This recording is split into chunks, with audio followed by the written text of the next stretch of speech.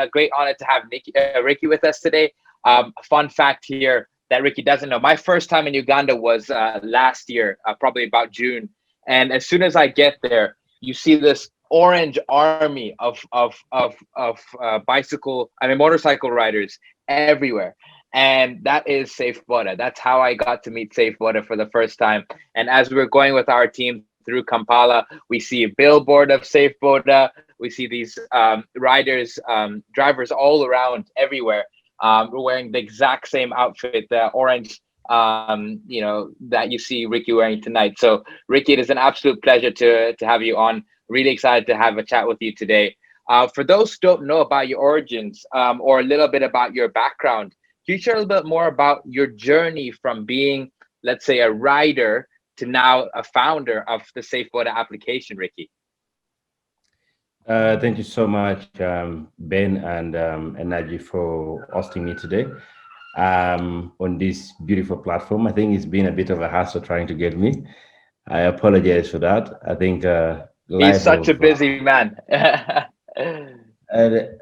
Yeah, I think it's. I don't want to say I'm so busy that people cannot reach me, but I'll just humbly apologize for that. No But I'm worries. happy to be here, and it sounds like you've been to Kampala and you know Kampala very well. Sounds like I you like also my have. Rolex. Uh, yeah. I think there are two things that sell Kampala: the Rolex and the borders. So very, very interesting that people, when they come from other parts of the world, they know Rolex for being a watch, but here it becomes like a delicacy, something really nice. And something that you should also try is called senene, grasshoppers, very unique. Mm. Yeah, when Interesting. you So how do you eat it? they pan fried, I think they pan fried. Then they cut obutungulu. Obutungulu is onions. They cut onions in small pieces, and then they put in green pepper, also small pieces. So when they fry it, it's actually crispy. So you just grab it.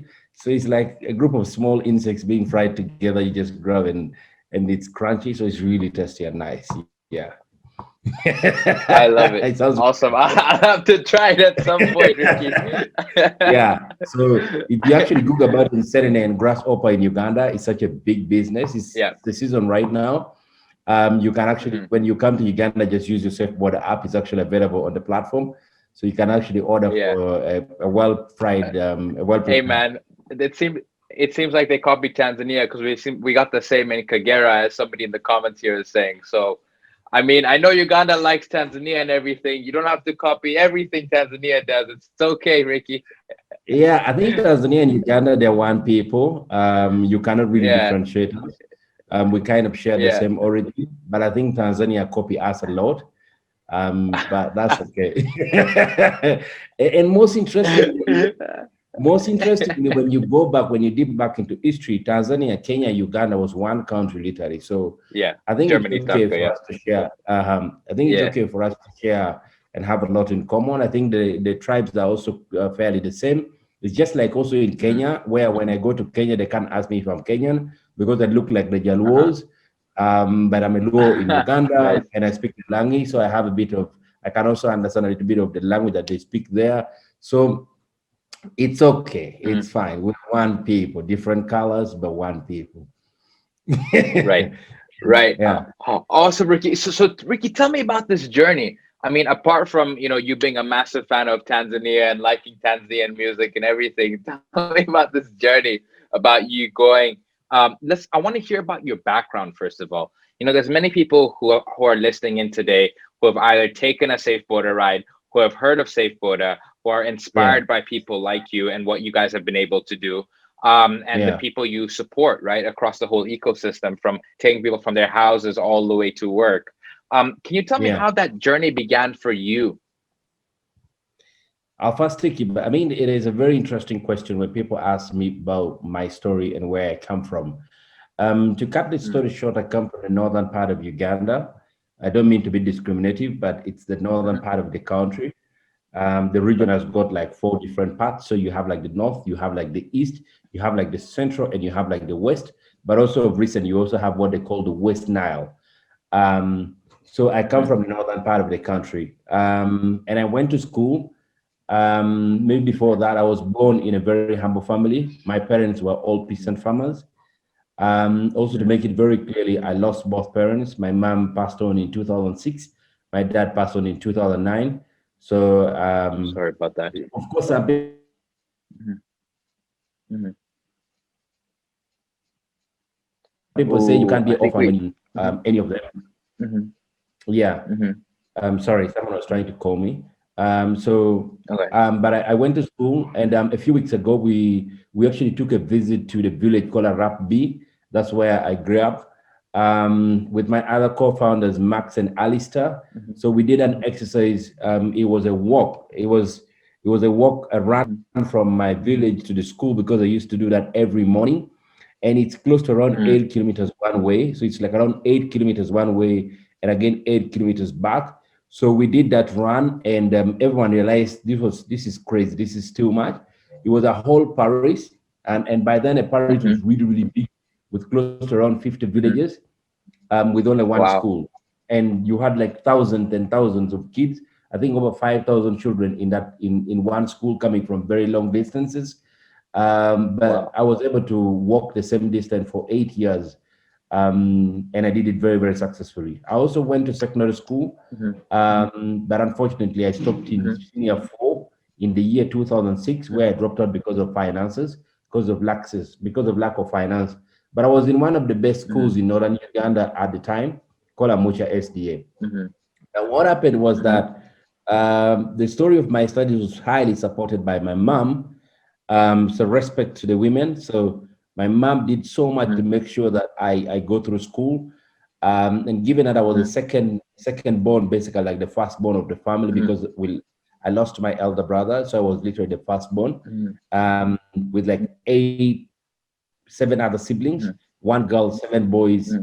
Very difficult situation Hmm. to bring up. So my mom really Hmm. embraced the education, and she Hmm. did so much to see to it that I go through school. But unfortunately, in the year 2005, she started getting complications, Hmm. and in 2006, around June, she passed on. So when she passed on, life became really difficult. I accumulated a lot of debt. I registered for the UCE, Uganda Certificate of Education, which was senior Hmm. four. And unfortunately, I couldn't sit because of the debt. I was actually chased out of school 2 weeks to the final exam, Wow. and I ended up not sitting for my senior four. And my dad invited me back home and said, "Ricky, you know what? Come home. We want you to get married and then take care of your other siblings." The transition clearly states that when a boy has grown up, you could just Hmm. give him a small piece of land. He builds a small grass thatch house, and then he marries. Then every morning they wake up and go to the garden, and stuff like that, and preparing and just making food available for the kids or for your brothers was enough satisfaction for my dad that would be taking care of my children. So I disagreed with that because I had a very good, I've read and a very interesting ambition. I'd always been telling my parents that Hmm. if I grow up, I want to become a doctor, but they were telling me that Ricky, Hmm. you have to be a teacher. So Hmm. I had my own passion, I had my own dream. So when that time came, I decided not to go back home because life home was basically digging. Either I go dig, either I go Hmm. fishing, but there was no any other economic activity. There was no any other opportunity in the village. And the Hmm. reality is, a lot of my age mates, a lot of the people that I grew up with who remain in the village remained in the village. They ended up becoming peasant farmers. Wow.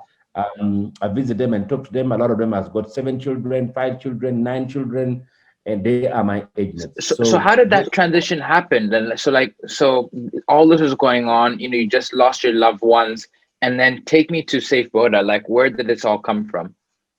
so the story of Safeboda comes a little bit much later, but this is it. So Hmm. after my father calling me to go home and get married, and Hmm. I said no. I started my hustle, and I found a job in Lira, which was paying me 25,000 shillings a month. That's like maybe $7 today.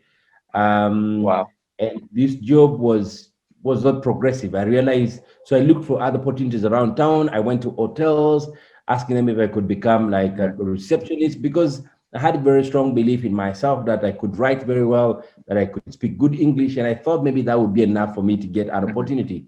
but things didn't work out. So what I did was that with my salary, I was able to accumulate Mhm. what I could. And what I did was I took a bus, and I'm going to cut the Mhm. story real short. I took a bus from Kampala, no, from Lida, through Mhm. Kampala, and I ended up in Mhm. Jinja. Then later on, I Okay. joined the security. I did the same job as well with a better pay. It was a pay of around Mhm. 5,000 shillings per day. This is 2000, Mhm. 2007, mid 2000, early 2007. Okay. So I did the same job with a pay of around 5,000 shillings per day. 5,000 is Mhm. like $1.50 a Mhm. day. And then I made friends with other people who are in security. So I joined security firm. So I became an askari. So in Mhm. Uganda, a lot of the people that you see on the front, I don't know if you've been following the stories of Mhm. Ugandan politics. You see most of the Yeah. askaris in the FFU. FFU is the Field Force Unit. The guys with Yeah. the animal print kind of uniform. So those Yeah. most of those guys and most of the guys in the army, a lot of them are actually people from the northern part of this country because they're very strong at it. They're tough. They also have a very good color complexion. So I mean, Mhm. they're just it's good for the job because the job Mhm. requires you to be really very strong and very energetic. So I joined the Mhm. security, and then they brought me to Kampala. And later Mhm. on, as I was working with the company called Security Plus Uganda Limited, this was around Mhm. 2000, 2008, 2009.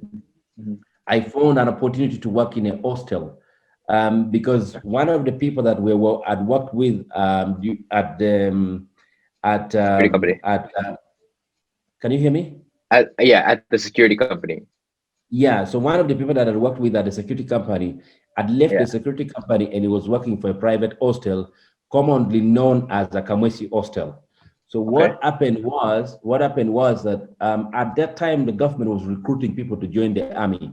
So this guy thought Mhm. that I would be interested in joining the army. So he asked me, Ricky, do you want to come and join the army and stuff like this?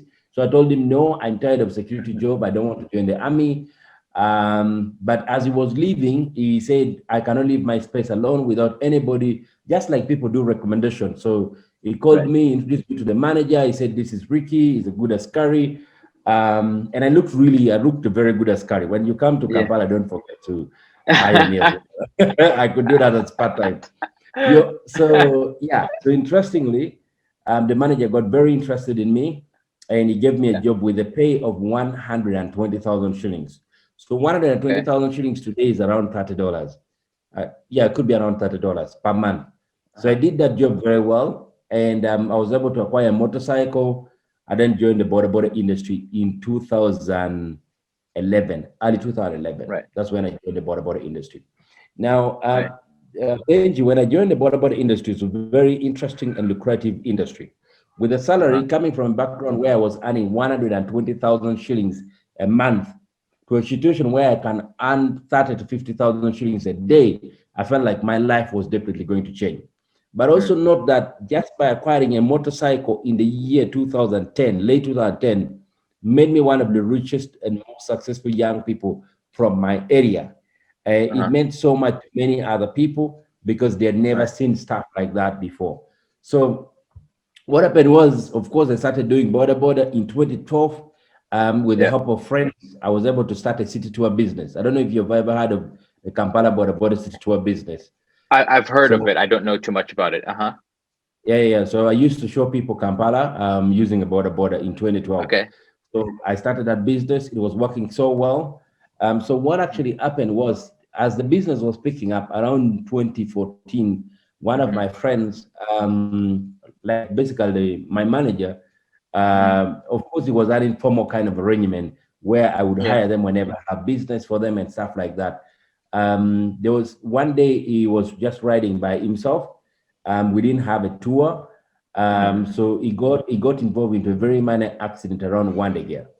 So what happened Okay. was he got a minor crack. I call it a minor injury. Then he was taken to Mulago. Then the doctors told us he was going to be okay, but they did not do any scan, they did not do any X-ray. So they gave him some tablets, Mhm. and he came back with it. So Mhm. 2 weeks later, he started feeling pain, and we're like, Mhm. oh, so he would tell us like he's feeling headache, omutwe gumuluma, I hope you understand that language as well. He's feeling headache, was feeling headache.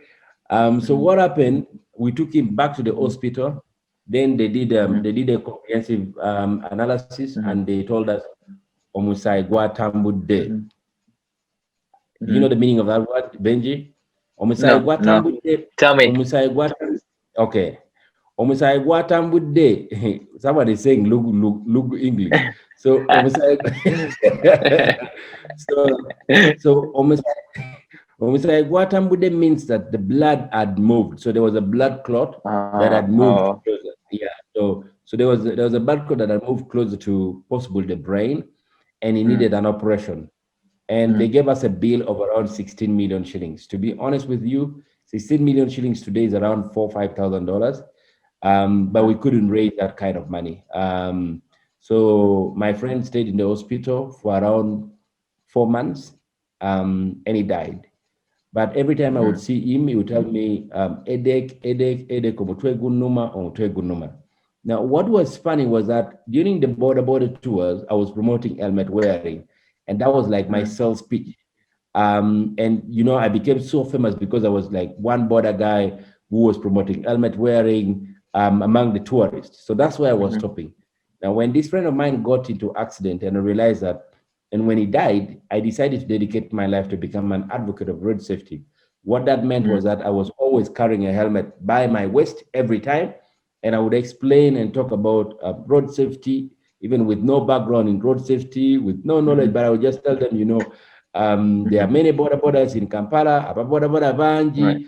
I'm a good border rider, Nimubuzi Mulungi, but also there are bad borders on the street. Ababeraku Street. So what would happen is that at the end of the day, people would pick interest in my story, and I would tell them, I would ask them a very simple question: have you ever witnessed a border accident? And some people were involved in it, and they were lucky. Some people had witnessed it, but they've never been involved in an accident. Some people had lost relatives in border-related accidents.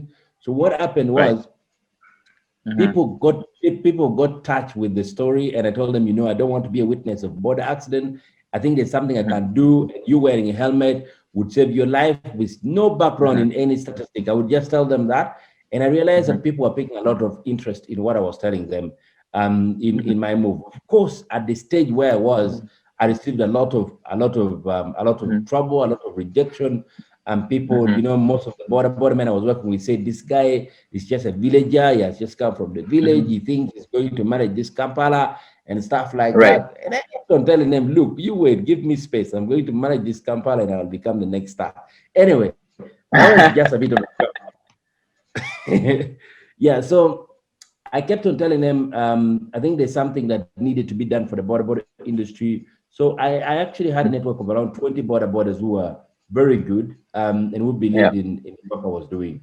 By Right. coincidence, I got introduced to my co-founder today, Max, Okay. through a friend that I met during the border tour business, and boom, we formed a team, myself, Max, and Alistair, and we started what is now known as Safeboda. So the idea was born around June 2014, and we started operation immediately with no papers, with no nothing, with a small office. But we got legalized around Feb March 2015.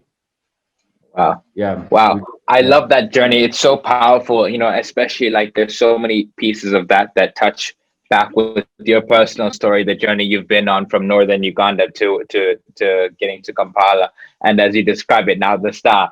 But Ricky, I know there's a lot of challenges you guys have faced, right? And let's talk about the image of the border industry. For those who are tuning in and don't understand or don't know, like the border industry in Uganda, briefly, could you tell us a little bit, like, I think Kampala is very unique. I think there's a lot more motorcycles in Kampala than in comparison to Dar es Salaam, or maybe Dar es Salaam is just way more spread out. But why is that? Do you know where does that come from? And then talking specifically about changing the way the image looks like of the border industry. Traditionally people look at the border drivers as mainly unsafe driving, or not something that you would traditionally want to use as common. How do you think the community has shifted their perspective based on something that you guys have done at Safeboda? So two questions in there. If you could touch briefly on them both. Yeah, I think there's one thing that thank you, Benji. I think there's one thing that has actually happened. That Border has literally invaded most of the cities across Africa. No one wrote to them a Mm-hmm. letter, no one invited them, but the situation invited them. And the situation, Mm-hmm. what I mean by situation is the fact that there's been a fairly an under planning.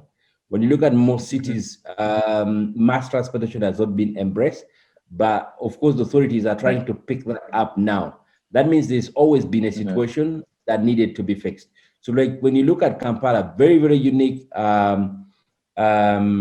in a way that you look at all the movement that happens across the city with the traffic and stuff like that. Most of the movement is being done by border. But literally in Kampala, we say border is the lifeblood of Kampala city, because without a border, and we have seen this, that without a border in one day, the city will not be alive. Mm-hmm. People will not be able to move. Businesses will not be able to move. Small entrepreneurs will not be able to hold their meetings. Small entrepreneurs will not be able to have their items delivered to other people's doors.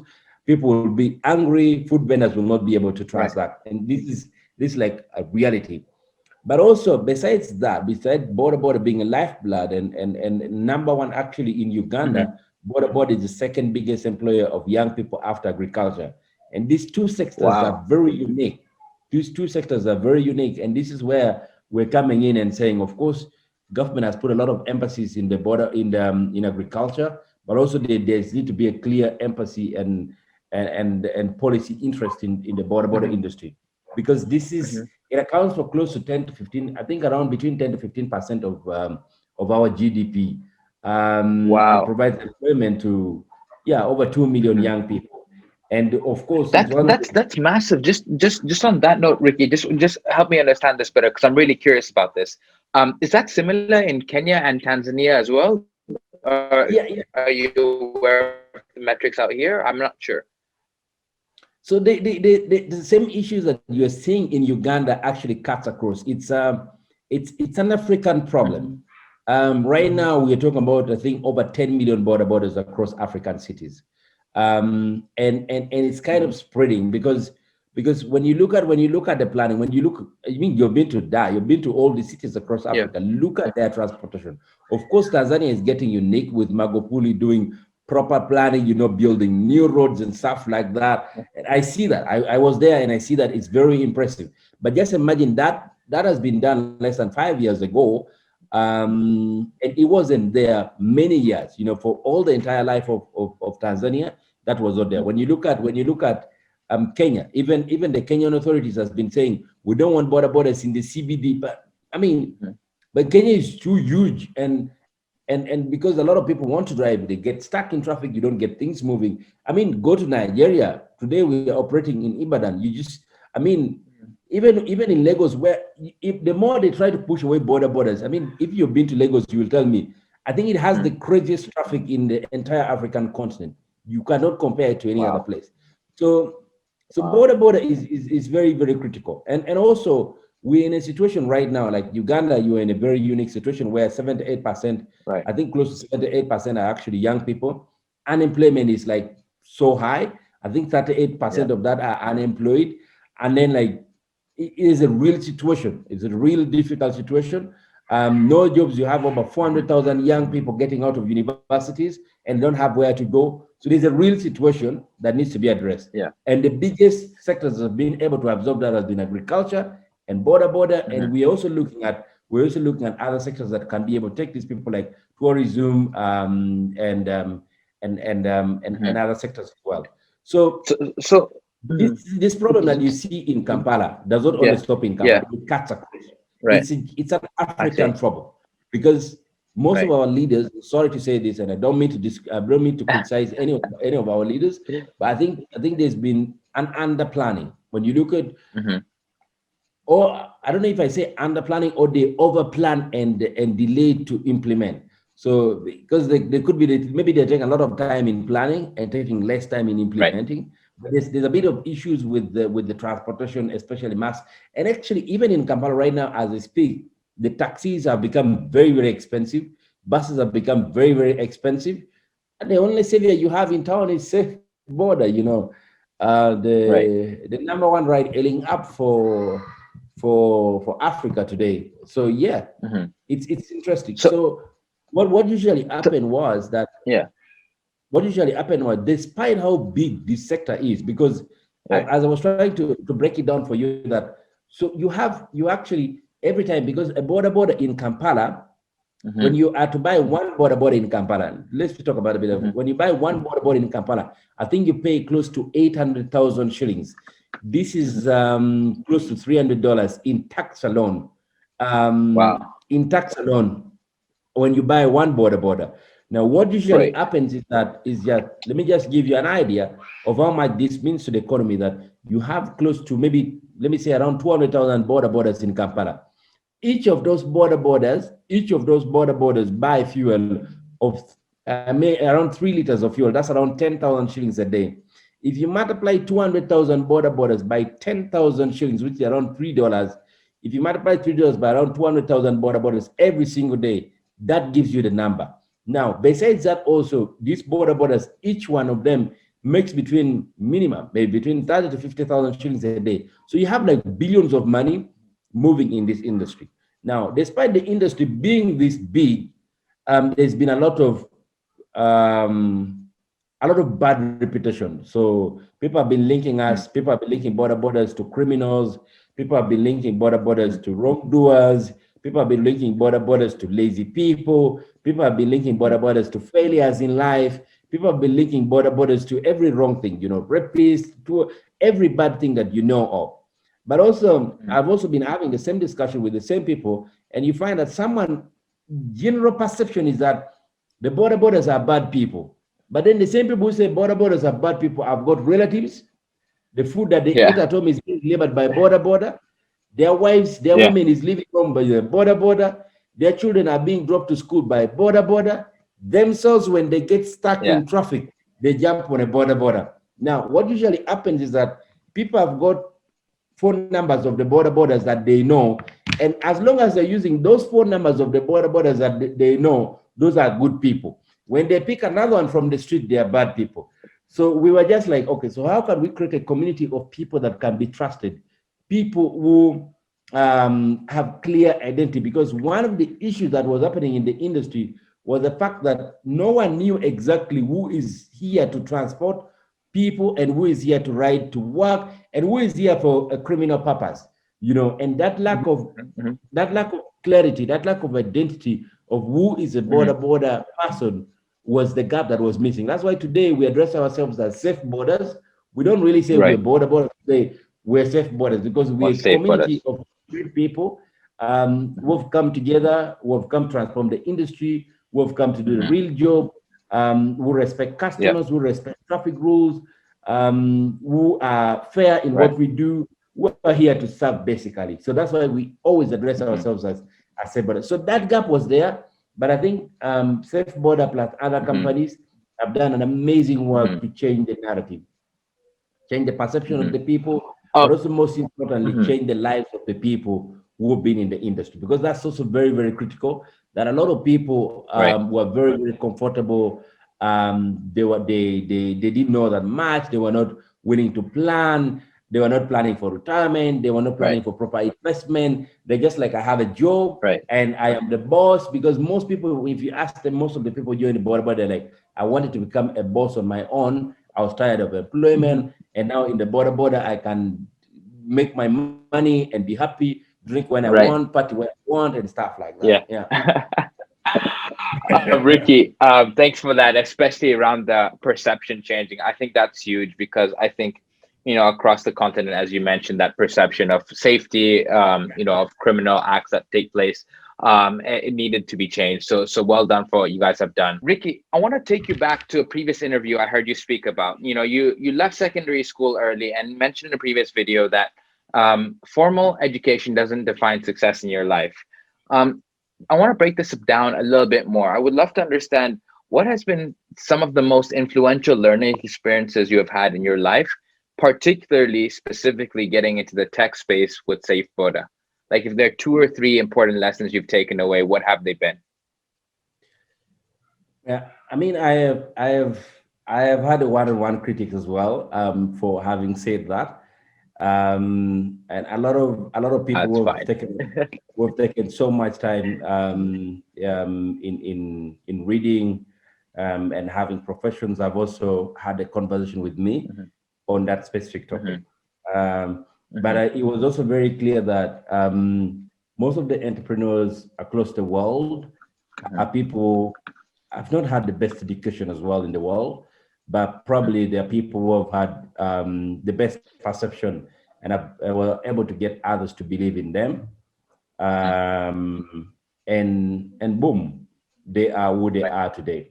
So, but I also don't undermine the fact that education is key. Something that Mhm, I've learned along my journey right. is really like, so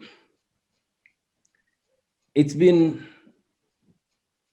it's been very interesting that at the very Mm, beginning things looked like it was normal. And one of the mm, things that I struggled with was really to grow and become a leader. mhm. Because Manyi, here we say bateka mo ruzungu lungi. And that means is sometimes they put a lot of text, a lot of narrative to how to become like a great leader. Okay. But I think one thing that has taught me a lesson is being able to maybe do something that is not right and allow someone to criticize you very positively, Mm, and then you take that with the positive mindset, and then of course you consult again, because one thing that I had to do for myself is really like to have myself as me, and also be mm, in between, because you have the team, but also have like a bit of a mentor, someone to really mhm. guide you through your thinking, because you're coming up with all this bubble and all these titles, things that you were not used to. Right. So it's been a lot of processes in making mistakes and learning from the small mistakes that I make, but also as I did mention, of course, becoming a leader took me a bit of time. So the question is, what are the different learnings, right? Yeah. Yes. Key learnings. Yeah. Yeah. So as I did mention, was really like growing up to become a leader took me a very, very tough time, because just imagine a normal border man, very, very independent, but also with a background in security. So in security, you're used Mhm, to either issuing instruction or receiving instruction. And mhm, there's no question about that. And you're in a complete different world now, where you have to balance up your opinion, plus the opinion of your co-founders and your co-directors, plus the opinion of the team that you lead. So that has been something that I had to take a personal choice, mhm, so that I could become a better leader. But mhm, also, most interestingly, being mhm. able to convince the border men. I think it's clear. It's very tough to build stuff. And people will, I think, especially in Uganda, where there's been very few success stories, people will always get confused by some of these ideas. And that's something that I faced, or we faced along the way. And what I mean by Mm, that, the key example is that whenever we would tell people, especially as a tech entrepreneur, whenever we would tell mhm. people that we're building an app for you to use to get the nearest Right. border, and they would be like, man, I have my phone, I have my border number, is just, or I have a Just border call them. outside. Like, I'll just call my border guy, and it's going to be by my doorstep. So those days, whenever you tell them, maybe you'll call your border guy and he's across the town and it might delay. Maybe you'd walk outside your office to the to Uh-huh. the, to the border stage, and you'll not find a border guy that Mhm. and stuff like that. They wouldn't understand. They'll be like, let's wait and see. But I have the number for the borderman. I just have my 10 borders. I can call anyone. So it's a tough situation, because you don't have a lot of success stories. As today is a completely different story now, because for Right. us, from around 2015, it was really tough to tell people that you're building an app for the border industry. Like, a lot of people will not understand. But also, Right. one interesting thing, like especially in a market like in Uganda, is that as an entrepreneur or like a tech entrepreneur, regulation will always be behind. And I think this is something that happens across many countries, even in Mhm. developed countries. But also, one Mhm. technical part is that you are going to be in a space where you don't actually have access to local investors, especially if you're building a local product. Mhm. It's going to be very difficult for you because you will need to source funding from almost maybe overseas. A lot of Ugandan investors, I've had this engagement with them. They would really like prefer Yeah. to invest in like a building, a big building that they can see. Property. They can Yeah. buy huge chunk of land. They can buy Yeah. animals. Then they go down like, that's my animal, that's my animal, so that's my money. But we tell so a lot of these top investors, I had the opportunity to speak to Right. like the richest people, like more of the top richest people in the country, but they'll be like, man, I don't Wow. understand what you're talking about. I don't really know what you're talking about. I don't really think, how will I make money? Their number one question, like before you even tell Yeah. them anything, like they don't want to listen to the idea, they want to listen to the story, they want to listen to the Right. whatever you're fixing, you don't want to listen to the like, how will I make Right. money? How am I sure that my money is not going to Right. disappear? Like, Yeah. how will I make money through a system? So it's really tough. It's really, really tough. But also, I think I'm also proud to say that when we just started, it was just very difficult to get talent, but now it's Mhm. becoming better with the coming in of Andela plus other companies and stuff Mhm. like that. There's a lot of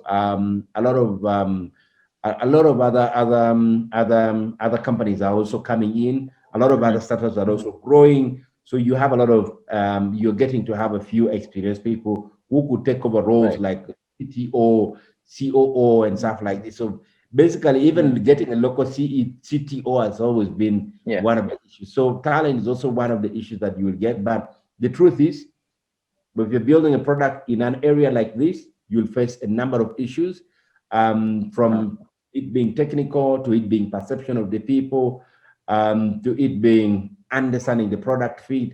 But I tell you, when you succeed, it will be a different story. When people here love you, when they understand what they're doing, Mhm.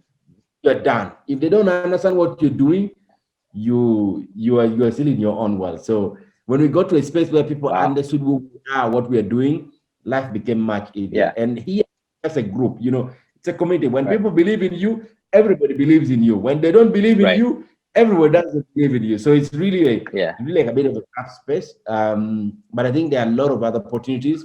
Of course, Right. issues like smartphone penetration will always affect issues like smartphone connect, Right. like internet connectivity in other areas outside Kampala will always be an issue. But when we Right. build a lot of stories like this, we'll use this to advocate for better infrastructural development, and we think that there'll Right. be change. So right now, where we Yeah. are is really like to unite and build a platform and build a foundation for other entrepreneurs, especially people in the tech space, to be able to succeed and prosper. Wow. Ricky, we're gonna have to start wrapping up here very soon. So I have a round of quick fire questions. But before I get into the quick fire, what's in short, what's been the funniest rider experience you've had in Kampala? Yeah, I had a customer who held me on the back and I felt nice. So Ricky. yeah, like Only Ricky, man. Yeah. this lady had never been on a border before, and she sits Uh-huh. properly, and owes me like this, and I was putting on a nice shirt. I felt good.